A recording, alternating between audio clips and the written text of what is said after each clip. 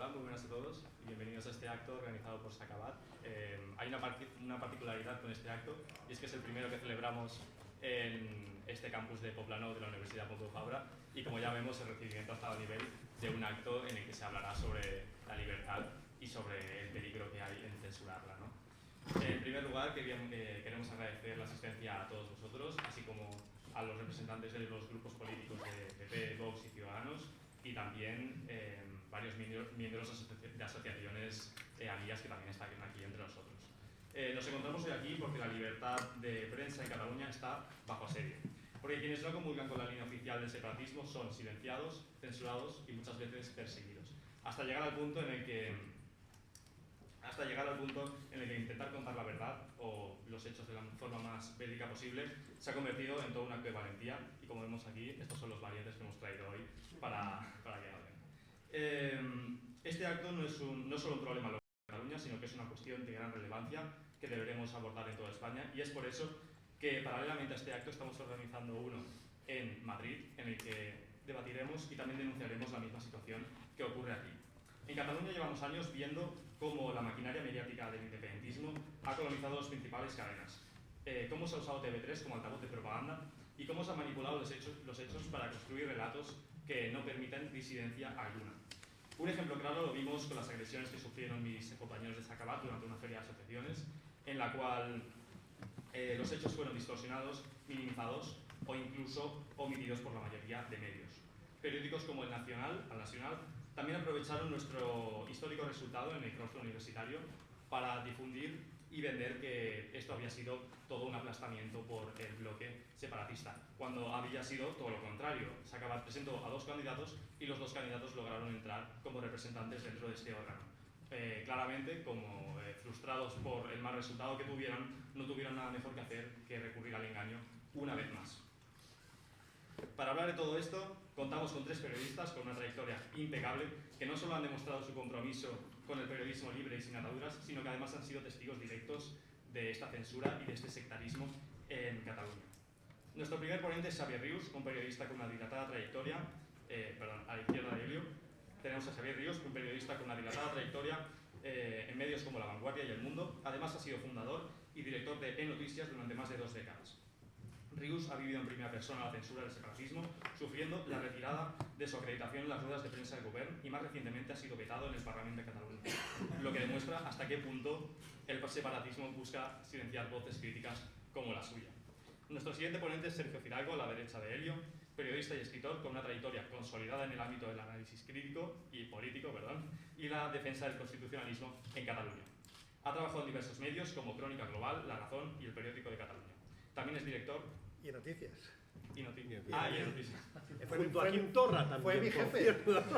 Que fue mi jefe. También es director del diario digital El Catalán, también lo conocemos por eso, y también es autor del libro TV3, El tamborilero al club del procés.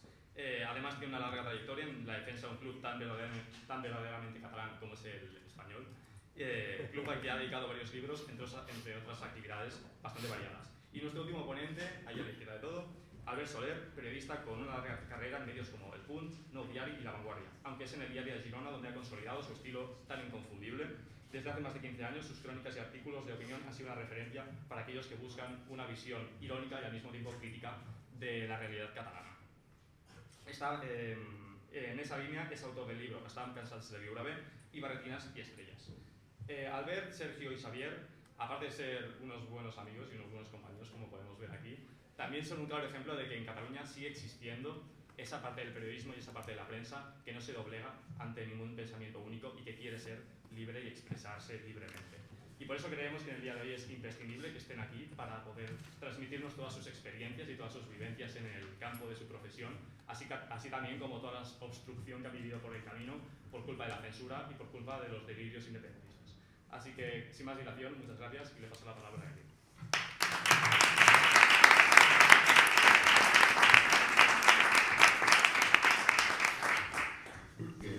Muchas gracias a todos, muchas gracias Manel, gracias a nuestros ponentes y empezamos directamente con una pregunta para ellos.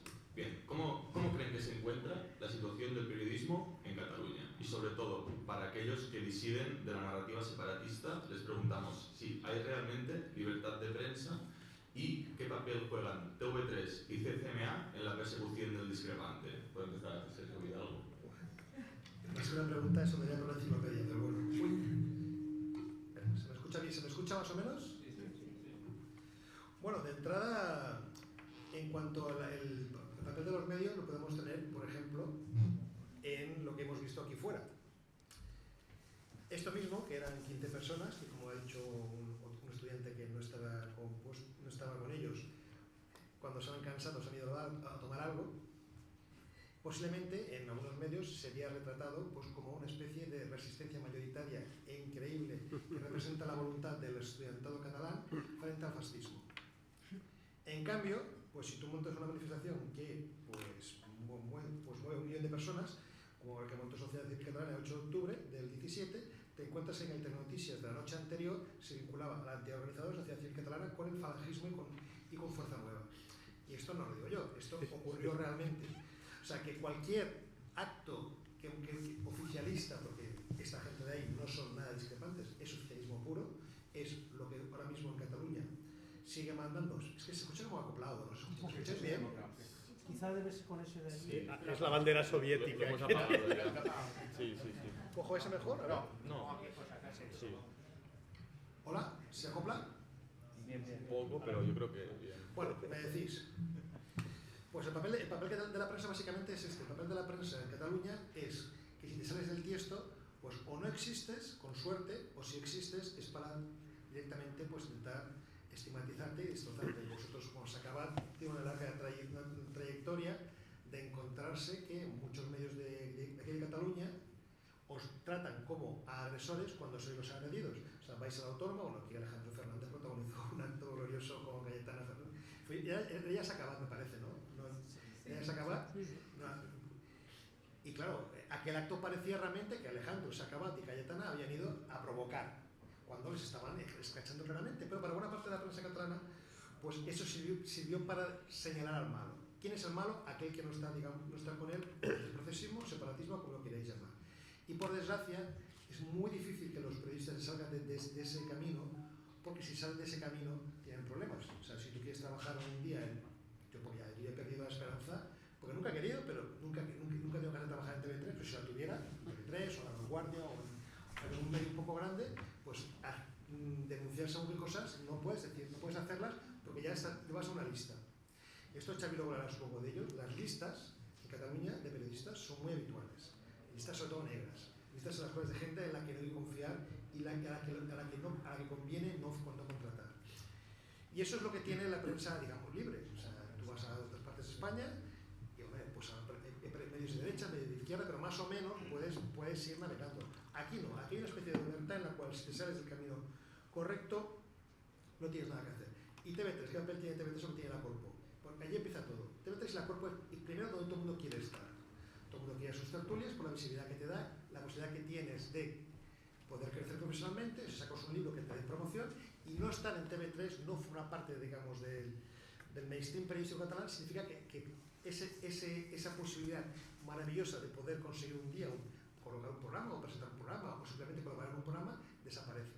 Con lo cual, al final todo el mundo quiere no meterse en problemas, sobre todo no quiere criticar a TV3, es enternecedor como las épocas más duras del procés, pues nadie se metía con TV3, incluso hoy mismo, o sea, ahora mismo yo estoy viendo Mónica Terribas, está siendo ahora de gran actualidad porque ha hecho una serie de documentales sobre el Opus Dei. Yo no voy a entrar si el documental es bueno o es malo, o si es correcto o es incorrecto, pero la presenta como si fuera una gran periodista que ha hecho un valiente ejercicio de periodismo de investigación. Claro, y no dicen, y empezando por la prensa de aquí, pero también se ha contagiado el resto de medios del resto del país que les gusta esto del procesismo, que esa mujer fue la que se dedicó durante el procés a narrar en directo y pidiendo a los oyentes dónde estaban los coches de la Guardia Civil y la Policía Nacional para decirlo en antena. Una persona que hace eso ya no puede ser una periodista, es otra cosa. Pero como son, digamos, son los que mandan, y cuando controlan el CAC, controlan el Colegio de Periodistas, controlan todos los mecanismos de la profesión, hacen que puedan hacer lo que ellos quieran y luego pasa una especie de olvido extraño, como si no hubiera pasado nada. Esa persona fue la directora de TV3, esa persona fue la presentadora del principal programa matinal de la radio catalana pública, y esa persona sigue dando lecciones de periodismo hoy en día. Y Y ¿sabes lo gracioso? En la gran mayoría de la profesión se calla. Cualquiera de los dos, sí. Ya no me acuerdo de la pregunta, pero da igual. Bueno, antes que nada quiero rendir homenaje. Os he traído una foto a los dos que me han vetado en el Parlamento. Josep Rull, y los vamos a poner aquí que se vean bien. Luego Y hablaremos. Josep Escudé, el jefe de prensa. Eso. No, bueno, no quiero hablar de mí, pero ya que aprovecho y tal. Un tema importante. Rull era els de estatucats, etcétera. Si ni siquiera se atreve a enmendar a su jefe de prensa, que es el que me vetó, yo a Rull le conozco, digo, Josep, això no ho podeu fer, no en parlarem, ha estado 6 meses, en parlarem no sé qué, etcétera, al final se ha puesto demanda contenciosa administrativa. ¿Estos tenían que declarar la independencia? No, perdón, es que es muy grave, porque si el presidente del Parlamento, que como mínimo rige, es el segundo cargo institucional de Cataluña, el más bien pagado más que el presidente de la Generalitat, el que decía, no, marchem, tal, no sé qué, estos que querían atravesar una línea roja muy grande, ni siquiera se atreve a decirle al jefe de prensa, oye, al Rius lo tienes que acreditar. Y si el jefe de prensa, que me dio las más peregrinas excusas, es que mandó un mail, un medio de comunicación, y dijo, no, es que ahora tengo que llamar a ver si el que me ha mandado el mail es auténtico o no. Me quedé así, bueno, es un mail corporativo. Luego que si no acreditábamos youtubers, le dije, oye, a Putin lo acaba de entrevistar un youtuber, no soy yo porque tiene millones de suscriptores, pero tal. Bueno, insisto, ¿no? Bueno, Rull no se ha atrevido a decirle al jefe de prensa que a un periodista, sea Xavier Rius o sea Perico de los Palotes, lo tiene que acreditar. Con lo cual la reflexión que hago, no a vosotros, a los indepes, es estos os tenían que declarar la independencia, estos tenían que atravesar líneas rojas, porque el proceso eran 6 cosas, abolir la monarquía, declarar la república, declarar el helado para todos. No, exacto, no, y además abolir la Constitución, el Estatuto y pasarse las notificaciones del TC por el forro. O sea, estos que no se atreven ni siquiera a acreditar un periodista tenían que hacer todo esto. No. Con lo cual se confirma lo que ya vemos, que esto es un engaño. De hecho, los chavales que estaban aquí protestando, es un poco ya el declive, ¿no? La decadencia del proceso. Yo esperaba un recibimiento más caluroso para entenderlo. Además, una bandera soviética, que el muro de Berlín cayó en el 89. Yo que tengo mi edad estuve en Berlín Este antes de la caída del muro. El muro pasaba por la puerta de Brandenburgo. Y cuando cayó el 9 de noviembre del 89, descubrimos que los alemanes, los orientales, querían salir. No los alemanes occidentales entran. De hecho, no solo los alemanes orientales, los de Hungría, los de Checoslovaquia, los de Polonia, etcétera, etcétera. Y todavía están ahí con una bandera soviética. Yo la última que vi también fue en una manifestación. Bueno, dicho esto, no sé qué tenía que decir, pero ya puedo darle paso la palabra a ver, ¿no? Bueno, si quieres... Te añado una cosa porque lo digo, porque tú has dicho lo de los youtubers, eso es una excusa muy cutre. Mira, yo te explico. Yo hace 3 meses mandé esa acreditación al Parlamento. Bueno, es que el catalán también... Ya, pero a ver, yo digamos, ya no soy youtuber. Y además, digamos, tengo todos los cánones que me pueden pedir. Yo soy colegiado de periodistas, soy colegiado también en la FAPE, o sea que realmente si tengo todos los malditos cánones que ellos me puedan pedir y más. Y del español. Eso ya aparte. Es un plus. Lo he pedido por correo y en persona. Una vez que fui a entrevistar, creo que fue entrevistado a Juan Fernández, fui y pregunté, oye, ¿esto cómo va? No te preocupes que estos son los 2 nuevos y ya está a punto. Llevo 4 meses. Lo que te quiero decir es que al final eres tú y toda la profesión que no les gusta. Sí, es que es evidente, a mí yo a Escudé lo conozco hace 30 años, bueno, de hecho al principio de Noticias hasta pensé en ficharlo, imagínate, ¿no? Pero claro, es que es eso, ¿no? Bueno, dicho esto, perdón, déjame decir solo de la pregunta, déjame decir el presentador, valientes no, yo no soy valiente, no lo era ni en la mili, o sea que no, simplemente periodista, amigos tampoco, yo hago de periodista, estoy con vosotros y, perdona, y el otro día Lorena me miró así porque le di un toque que no ha dejado el tal, se pensaba a mí, no, Lorena, yo hago de periodista. Y dicho esto también, lo que decía a Sergio, un ejemplo muy claro, no sé si os acordaréis cuando Puigdemont lo detuvieron en Cerdeña, ¿os acordáis? Sí. Que montaron ahí la ANC, era el sábado por la mañana, creo en la Diagonal y tal, ¿no? Yo fui a las 7 de la mañana, éramos 150 tíos, de los cuales 50 éramos periodistas, Al final en la hora cumbre eran 600 personas, o sea que nada, ¿no? Y me acuerdo los de La Sexta, no los de TV3, los de La Sexta entrevistaban a Cuixart, pero plano cerrado, aparecía ahí multitud cortando la Diagonal. Era La Sexta, no era TV3. O sea que imaginaros lo que hace TV3. Y dicho esto, también es verdad lo de las listas negras. Ahora te he dicho, perdona. No por mí, hay un artículo muy bueno de Miquel Jiménez, si pones Miquel Jiménez listas, que él lo decía, a mí me metía, pero es cierto que evidentemente no son listas escritas, ¿no? Pero yo a TV3, la primera y última vez que fui, estaba Cuní en las mañanas. Y fui a pelearme con mi alcalde, lo cual tenía cierto morbo. O sea que, pero ya imaginaros, ¿no? O sea, y a este hombre evidentemente tampoco lo veis en TV3. Hasta dentro de poco. No, y otra cosa, perdón. Con PSC no se ha notado el cambio, ¿eh? TV3 sigue igual, perdona, no es que puta España, tal, no sé qué, etcétera, etcétera, siguen ahí haciendo sus coñitas y sus tal, no sé qué de humor, ¿eh? O sea que...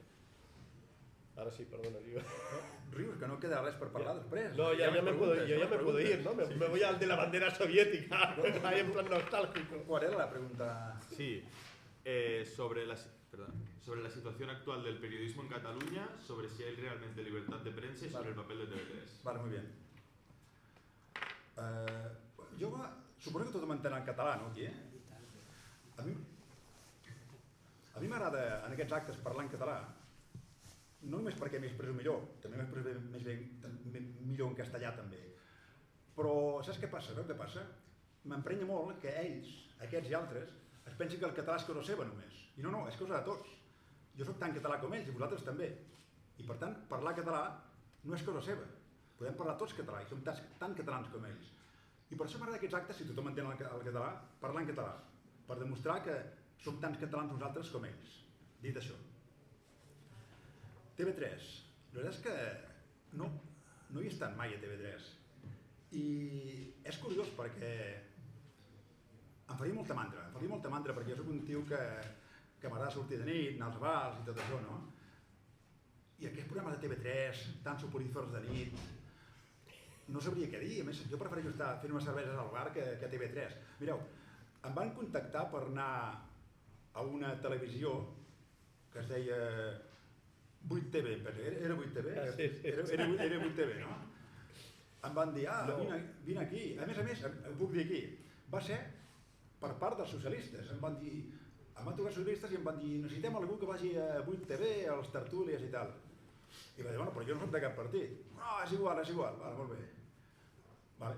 Em va trucar en persona el jefe de 8TV, que era un italià que es deia Ferraccioli o alguna cosa així. Ferraccioli, però no era 8TV, era l'altre, no? Era 8TV, sí.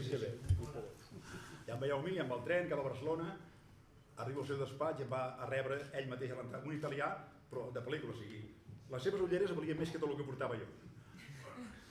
Ben vestit i tal, i em va començar a parlar en italià, castellà, nos interesa que tú y tal, tengo pensado para ti una televisione, perquè els italians, per parlar italià, cada paraula que acaba en on, l'heu de fer acabar amb onne. Televisione, camione, i amb això sí, cabrone i tot això. Bueno, ¿quieres un café? Sí, va, se va molt de rato. Y al final, més de mitja hora, jo només dient que sí, me dice, bueno, ahora voy a hablar de lo que te interesa a ti. El dinero. Como tú vendrás de Gerona, te voy a pagar más que los demás. Clar, jo ja em veia que em caien bitllets per tot arreu. Bueno, tendrás que pagarte tú el billete, eso sí, pero te voy a pagar 100 euros cada vez que vengas a Barcelona. 100 euros per anar a Barcelona. Per perdre tot un dia i venir a Barcelona. I aquí va acabar la meva aventura televisiva. Podia haver sigut més llarga, però va ser així. No va ser a TV3, va ser a 8TV.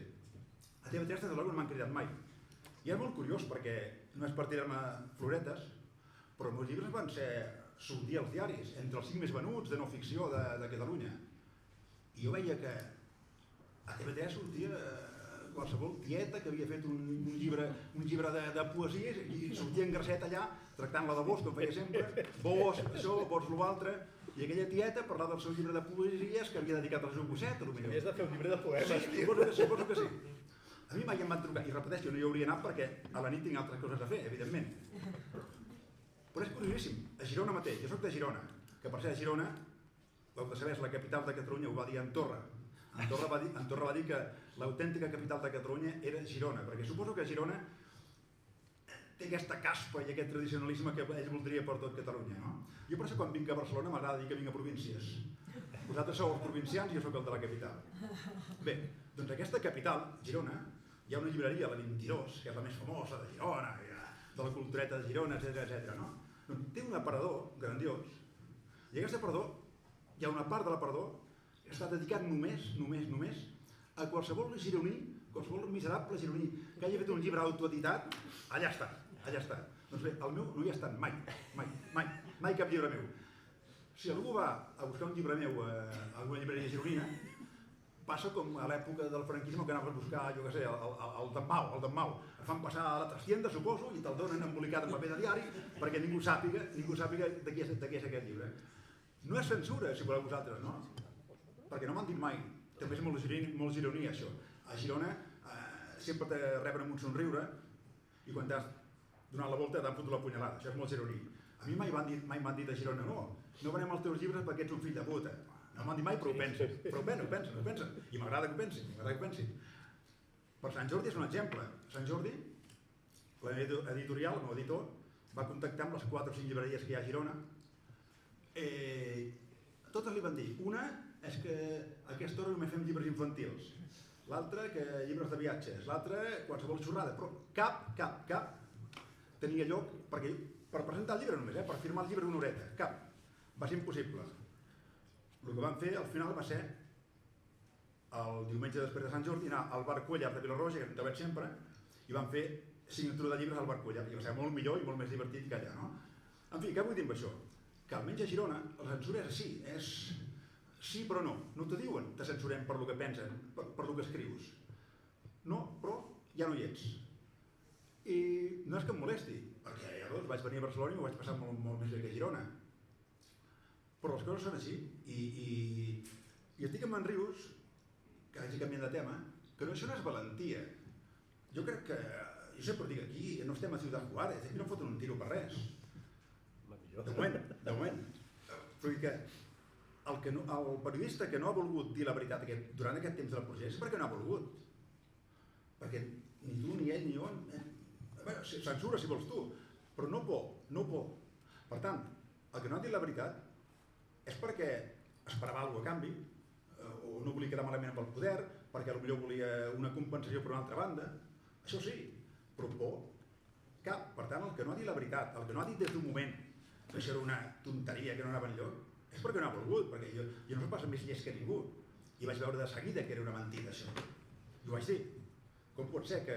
Bueno, sí, ja sabem com pot ser. Ara ha sortit als diaris i als llibres que en Puigdemont, la Vivales, va reunir uns quants periodistes de capçalera per dinar amb ell a veure com podien ajudar-lo amb el procés. Periodistes de capçalera que eren, a veure si me'n deixo algun, tu em corregiràs, l'en Terribas, en Francesc Marc Álvaro, l'Antoni Bassas, en Jordi Basté, en Puigverd, la Rola, per descomptar, no sé com me la deixava. I aquests, o sigui, els va reunir un president que volia fer una mena de cop d'estat, els va reunir a tots per veure com el podien ajudar mediàticament. Per mi això no és fer periodisme. Suposo que deus esperar alguna cosa a canvi, i evidentment ha tingut coses a canvi. Però això no és fer periodisme. Jo, com que no volia res a canvi, perquè me'n faig prou anar a fer unes cerveses al bar Cuellar de vegada, doncs tant se me'n fotia. Això no és ser valentia, això és passar de tot, suposo jo, no? Y no em vull allargar més. Sí, por alusiones, como decís en el Parlamento, ¿no? Només varias cosas. Primera, tu dius, a Girona no van de cara. Perdona, aquí tampoc, A Catalunya no van de cara, És el que més m'emprenya del procés, perquè si tu vols dir, hòstia, però de cara, perquè clar... Jo parlo de la capital. Sí, però és que aquí el mateix. Perdona, aquí al Mas, enganyarem l'Estat.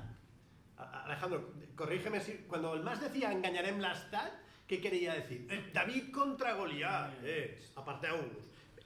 Quan van signar el famós pacte el 2017, que havia d'estar la independència als 18 mesos, l'Estat, jo tinc el full de ruta, el famós full de ruta dels 18 mesos, l'Estat no sortia per res, res, seria barra lliure, camí de roses, etc. Però mai deien, és a dir, jo recordo el Mas dir, no, o publicarem la resolució del Parlament el divendres a veure si el Tribunal Constitucional fa festa aquell cap de setmana, no sé què és, no en tenia res. No, de cara, però és que aquí no anaven de cara.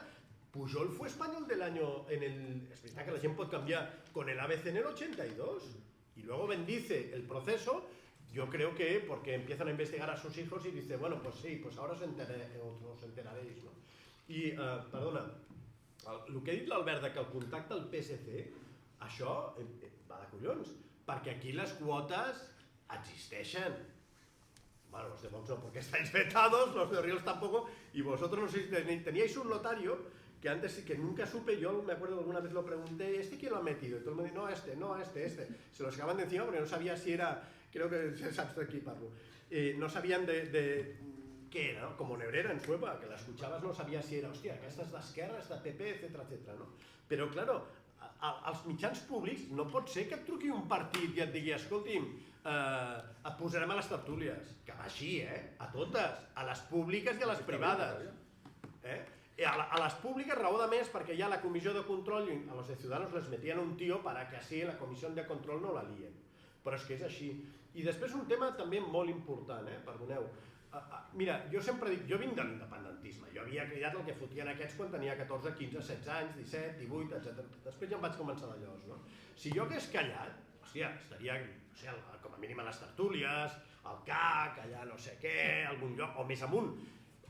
El germà Gordó, el coneixeu? Aquest era el segon meu, al districte. Va arribar conseller de Justícia, no per res, cadascú després ja té un bon rotllo amb ell, etc. Que també va quedar allò una mica fart, no? Però a l'hora de la veritat, aquí hi havia, jo sempre dic, no, és que havíem els periodistes que dèiem la veritat i tota la resta. I els que dèiem la veritat ens deien botiflers, nyordos, etc. Jo vaig presentar un dia al Nacional vídeo en ristre perquè m'havien dit unionista. Què és això? Però és que la llàstima és que dels que no deien la veritat tots eren indepes. És a dir, els quatre desgraciats que dèiem la veritat eren, bueno, jo em sembla que era, jo vaig intentar l'último indepe cuerdo, no? Però clar, al final tires la tovallola perquè és que estan com un llum, no? Vull dir, és que no hi ha manera. Però tots els altres es van apuntar o perquè eren indepes, o per anar a TV3, o per cobrar, o per anar a dinar a Palau. Però dels periodistes, els 3 o 4 desgraciats, alguns més, no sé, que d'allò, és que érem allò... Semblaven els apastats. La famosa cultura de la cancel·lació i cordons sanitaris i tal, home, modestament, nosaltres sabem el que és, jo sé el que és. Jo anava a les rodes de premsa de govern, collons, tothom anava a Catalunya Ràdio. Bueno, és que jo no anava enlloc, però no a Catalunya Ràdio i TV3, és que no anaves enlloc, perquè clar, els socialistes et fotien a Televisió Espanyola, a 8TV, és a dir, el programa de tertúlies en aquella època havia Catalunya Ràdio, TV3, hasta havia un gag del Polònia, que els fotien en un autobús, i anaven a totes les tertúlies els mateixos, no? Perquè havia TV3, Catalunya Ràdio, Televisió Espanyola, RAC1, etc. I si no entraves al circuit, evidentment no entraves a cap circuit, perquè necessitaves un partit que t'hi fiqués. És a dir, el famós cordó sanitari, o la Sofia aquesta Gascón i tal, collons, modestament, havia d'anar a un altre nivell. Jo sé el que és. No només no anaves a les tertúlies, sinó que no existies, no? És a dir, els famosos premis nacionals de periodisme i tal, hi ha gent que ha repetit, perquè aquest és un país petit i primer li donen per periodisme i després per xarxes socials. Nosaltres, evidentment, no. El 324 sempre encara citen allò els mitjans, no? Treien les portades i tal. Bueno, a les notícies, evidentment, no va sortir mai. Inclús, després van fotre la premsa digital, evidentment tampoc. O sigui, estaves absolutament marginat, amagat, no se'n parlava, etc. I a més això, anaves a la roda de premsa de govern i més o menys tios, que jo els hi treia 20 o 30 anys, anaven a BTV3. Que amb la qual cosa no critiques l'edat, no? Però allò que dius, per què hi va? Home, doncs perquè és indepe. Sí, vamos saltando de pregunta porque el tiempo, bueno... esta, pues, también para que empieces contestando tú, Xavier. A ver. Hostia, pobre gente, no. Se van a ir todos. No, podéis contestar el que quiera, cuando quiera. Sergio, le toca a Sergio. Sí, la Generalitat de Cataluña gastó en el año 2024 un total de 13 millones de euros en subvenciones a los medios de comunicación. ¿Qué opinión tenéis de esta cifra y cómo creéis que se ven afectadas la veracidad de la información y la libertad de prensa de los medios por el hecho de que estén subvencionados por las propias instituciones públicas? Si fueran solo 13 millones, me daría con abriría los dientes. No oficial, No, tú las digamos las subvenciones directas. Claro. Muchas de ellas son por el tema lingüístico, pero el problema son la publicidad institucional, que donde está realmente el dinero. De repente, pues el señor Culboni decide, Culboni o el señor Francesc Xavier Vila, el de política lingüística, de que voy a hacer un bonito suplemento a 16 páginas a color, para X fiesta o para X acto y de repente esos son 300.000 euros más. Claro, el problema, por supuesto, que la prensa en Cataluña está absolutamente comprada directamente. De hecho, no hay que ser muy inteligente. O sea, si el grupo Godó de repente descubre que Artur Mas es maravilloso cuando da el giro hacia el separatismo, no es porque el grupo Godó sea especialmente independentista, es porque el grupo Godó vio el negocio, como lo vieron todos los medios. Había digitales en Cataluña, no sé si era Nació Digital, bueno, hay digitales en Cataluña de estos separatistas que el 80% del presupuesto dependen de las administraciones públicas. De repente ves unos anuncios increíbles de la fila del cargol de no sé qué, que dices, bueno, ¿esto quién lo debe pagar y cuánto debe costar? Y lo ves anunciado todo a trapo en según qué medios. Tú ves algunos medios de estos de papel locales, esto que te compras, yo que sé, te pillas un papel que todavía hay en algunas ciudades, y si tienes 16 páginas y hay 6 de publicidad, 5 son institucionales, el Ayuntamiento, el Consejo Comarcal, la Diputación y la Generalitat. Claro, así es imposible que nada se escape de su control, porque realmente la cantidad de dinero que reparten hace que los medios dependan de ese dinero para poder tirar hacia adelante. Tú piensas que hasta la crisis del 2007-2008 los medios más o menos, mal que bien, podían aguantar, pero entre la crisis del papel, tú piensas que todos los grandes diarios de papel vivían en buena parte, no exclusivamente, pero en buena parte de la venta en kioscos, cuando se compraban periódicos, la gente pagaba su €1,50. Cuando llega esa crisis y de repente la gente deja de comprar periódicos junto con la difusión de internet, todos los grandes medios se encuentran que sus ingresos se disminuyen hasta unos extremos tan increíbles que dependes del dinero público. Ahora mismo no hay salvación en Cataluña fuera del dinero público. Todos los medios de una manera o de otra dependen de que te llegue el convenio, te llegue la ayuda, te llegue lo que sea. Por tanto, 13 millones, bueno, y luego aparte, si unes que algunos medios, pues siempre a lo mejor tienen algún acuerdo, alguna historia con alguna productora, y las productoras en este país mueven mucho dinero, y en este país me refiero en España, porque ahora no olvidemos que muchas de estas productoras que están trabajando en Cataluña ya han ampliado foco y están trabajando en toda la nación, y que ahora con la cesión de la 2, porque si no lo sabéis, preparaos, porque hasta ahora estáis pagando una TV3 y una televisión española. Ahora vais a pagar una TV3, una televisión española y una TV3 bis, que va a ser la 2 en catalán, porque la 2 en catalán, que ya sabéis que todo el canal, toda la 2 va a ser en catalán, no va a ser una 2 barata, o con lo que tenéis hasta ahora de presupuestos os apañáis, va a ser un coladero para que las nuevas productoras que trabajan para TV3 acaben haciendo producción en catalán. ¿Qué significará esto? Que todos los medios que tengan relación con estas productoras vivirán mejor, y los que no, pues vivirán peor, porque también se anuncian, también luego resulta que hay periodistas de estos medios que trabajan también en las productoras. Con lo cual, respondiendo a tu pregunta, el dinero público lo está realmente comprando todo. Y sí, quiero citar un dato, era Armand Querol, y lo cito, porque yo sinceramente, y esto es anterior a ti, anterior a toda la gente que está aquí del Partido Popular, pero este hombre votó cosas en la Corpo, que es el organismo que dirige TV3, que yo realmente pensaba, bueno, son de estas cosas.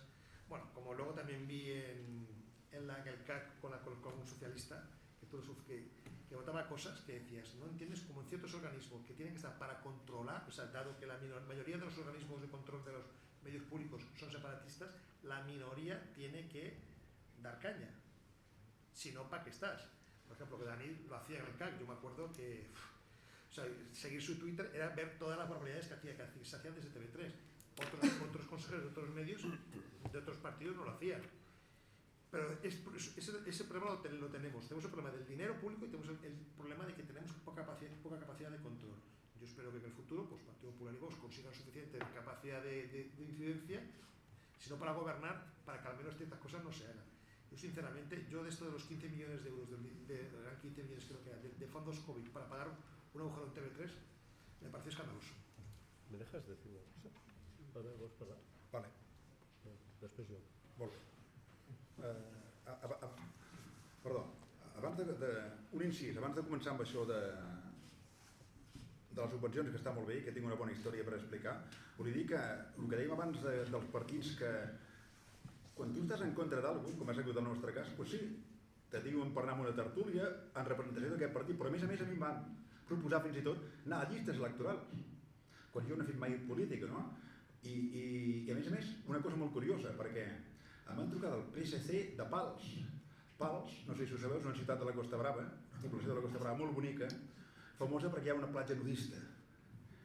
I jo, quan el cos acompanyava, freqüentava la platja nudista, però és tot el que sabia de Pals, jo, no? I em van trucar i em van dir que falta gent a Pals, a la llista del PSC, i hem pensat en tu. Jo vaig dir, hòstia, però el meu currículum es limita a ensenyar la cigala a la platja. No sé si som un cartell electoral donaria bé. I al final van entendre que potser no era més indicat per ser el cap de llista del PSC a Pals. I aquí va acabar la cosa. Ja s'han perdut el tio. Sí, jo crec que sí. Però li vaig fer entendre. A part, bromes a part, és això, però a més, no m'agrada. Jo no militaria mai a cap partit. De fet, no voto mai. I no militaria mai a cap partit. Excepte, ells ho saben, vaig militar a Esquerra Republicana quan era jove per causes que ja explicarem més tard. Però, perquè, on està la llibertat de premsa? Vull dir que si jo ara milités a qualsevol partit, PP, per exemple, llavors, quan escric alguna cosa, si és a favor del PP, és perquè és del PP. Si és en contra, alguna cosa rara ja, s'ha emprenyat amb algú, no? Per tant, jo estimo molt la meva llibertat de premsa i, per tant, no només no milito cap partit, sinó que no voto. Era l'incís. Parlant de les subvencions, no? Hi ha una anècdota molt bona també sobre les subvencions, que per fer us pot donar una idea de com van les subvencions aquestes, més grosses, no? Una altra proposta, avui hi ha de propostes que m'han fet, honestes totes. Una altra proposta que em van fer va ser, em va trucar un director d'un diari esportiu català, per tant, només n'hi ha dos, per tant, ja sabreu més o menys si no és un és l'altre, em va trucar el director dient que li agradava com jo escrivia les columnes i que anés a parlar amb ell al despatx, a Barcelona, que em volia proposar de treballar, col·laborar amb el diari aquest. A mi em va encantar, perquè jo tota la vida he volgut triomfar en el futbol. Sí. Defensa l'Enyero. No, en sèrio. Jo vaig jugar a futbol, no vaig passar de regional. Jo, com deia en Fontana Rosa, un autor argentí, no he triomfat al futbol només per dues coses. La meva cama dreta i la meva cama esquerra. Només. Però bueno, em van dir d'anar a parlar amb el director aquest. Vaig anar-hi, només de seure un davant de l'altre. Em diu, molt bé, Albert, em dóna la mà, pam, abans de començar. Aquí hi ha dues línies vermelles que no pots passar. No te pots posar amb la porta i no te pots posar amb en Xavi, que era l'entrenador llavors. Vale? Perquè, saps per què? Em va dir, és que el Barça ens dona publicitat, etc. Així va en un diari esportiu. Per tant, com no ha d'anar quan estem tractant de coses potser no tan importants com el futbol, però quasi, com la política? Doncs va així la cosa. Segurament que et criden també allà i diuen, vols treballar amb nosaltres? Molt bé. Però hi ha una ratlla vermella que no pots passar, que és aquest partit o l'altre. I així van les coses. Jo vaig dir, vale, d'acord, provarem. No vaig passar les línies vermelles aquestes, però no em van avisar que n'hi havia d'altres. Vaig enviar 4 articles i dels quals em van sortir només 2. Perquè això és una altra història, hi ha censura, no és només política la censura. Us explicaré per què no va sortir un dels meus articles. No té res a veure amb política, perquè hi ha censura de tot tipus avui. Vaig escriure sobre un Giro d'Itàlia, algú recordarà, que va guanyar per primera vegada a l'etapa un corredor africà. I el pobre noi, al destapar l'ampolla de xampany del final, li va sortir disparat al tap i li va anar a l'ull. I es va haver de retirar de la cursa. I va fer un article irònic, i a més després van dir que traurien l'alcohol i el cava de les curses. Per què va passar això? I el meu article simplement deia que primer, que el pobre noi potser no sabia el que era el cava, i després vaig dir, si ens van treure les noies que fan petons i ens treuen l'alcohol, ningú vol ser ciclista. Pues això va ser suficient perquè no em publiquessin l'article aquell. Perquè clar, això és masclisme però l'alcohol... O sigui, estem en un moment que ja no és només la política, estem en un moment de figaflors, que diguem a Girona, no? De gent que no pots dir res perquè no s'ofengui l'altre. I això és molt trist perquè a Catalunya ja patim la censura política i ens ve a sobre la censura, curiosament, de l'esquerra actual. Jo no hagués pensat mai que hauria de patir censura de l'esquerra, que és la més forta d'avui. No parlem de la política, parlem de la moral.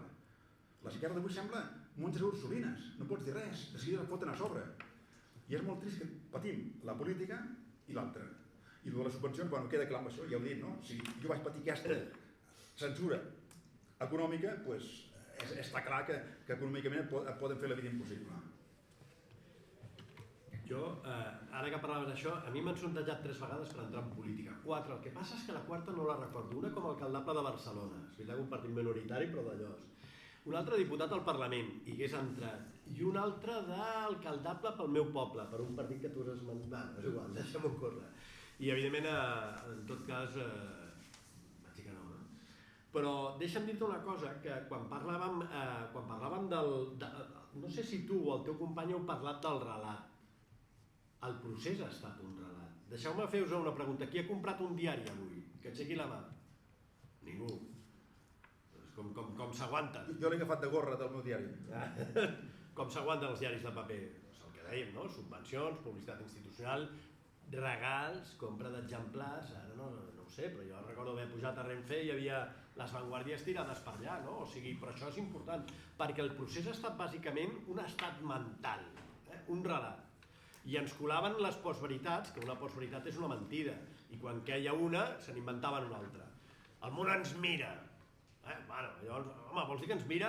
Entrarem a la Unió Europea. No sé què, o sigui, la quantitat, el 80% famós, Espanya sí tant toc, és a dir, anaven dient, i quan queia, s'inventaven una altra per suplir allò, una mica la política de la pastanaga, no? Perquè bàsicament el procés ha estat això. Quan el Suprem diu allò de la ensoñación, és que té tota la raó. Jo m'imagino els venerables magistrats del Suprem escoltant allò al Junqueras, com deia, que feia aquelles parrafades, no? Com si estigués un míting o tal, devien dir, hòstia, això és injutjable penalment. No? Sí que ho era, evidentment, però allò no havia manera per on agafar-ho, perquè a més els catalans, a part de que no anem mai de cara, hi ha un altre problema, que és el que jo dic el xiringuitismo, los xiringuitos. Heu esmentat el CAC, etc. Però és veritat, això ve de l'època del Pujol, que el Pujol als primers debats, un debat, això ho recull un llibre de l'Ignasi Riera, que va ser un diputat d'iniciativa, són molt joves, com no en recordareu, però ell ho explica, no? Que el Pujol en un debat diu tenim 6.000 funcionaris i al cap, al següent debat, ja en tenien 50.000 i treu pit. I una de les coses és sobretot els xiringuitos, no només el CAC. Jo l'altre dia vaig anar al Parlament amb un debat de periodisme. El ponent era el president del grup de periodistes Ramon Barnils, que és el grup Indepe. Clar, allò que deies, bueno, aquí em sembla que va fotre un indirecte als pseudoperiodistes i tal, no sé si ho deia per mi, jo estava entre el públic.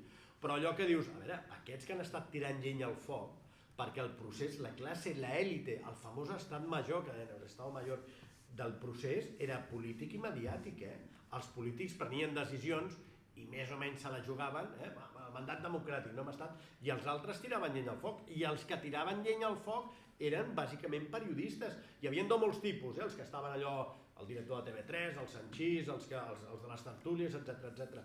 Però això no. Però és que també ha estat una bola d'aquelles dels dibuixos animats i a més això de, sobretot els xiringuitos. Aquest debat surt al Rull i era un debat sobre el periodisme de guerra i tal. Per cert, el Tomàs Alcoberro, que ha estat 30 anys de corresponsal a l'Orient Mitjà, jo el tenia al meu costat. No el van convidar ni a la taula, perquè evidentment, no sé, la Vanguardia, el que sigui, etc. No?